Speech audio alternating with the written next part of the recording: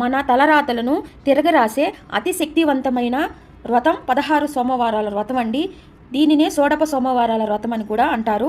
అసలు ఈ వ్రతానికి కావాల్సింది ఏమిటయ్యా అంటే 3 అండి.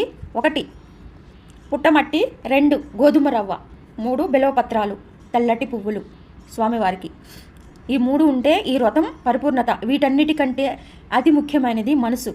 మన మనసు పవిత్రంగా భక్తి శ్రద్ధలతో చిన్న బిల్వపత్రం పెట్టిన స్వామివారు కృప మనకి లభిస్తుంది.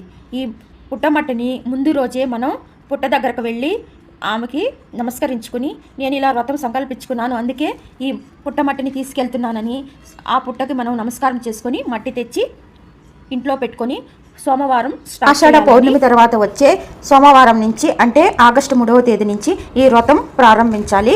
మీరు కూడా ఈ వ్రతం ఆచరించి శివానుగ్రహం పొందండి.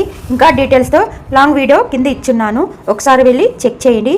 ఓం నమః శివాయ. ఇలాంటి ఆధ్యాత్మిక విషయాల కోసం ఇప్పుడే మన ఛానల్ని సబ్స్క్రైబ్ చేసుకోండి.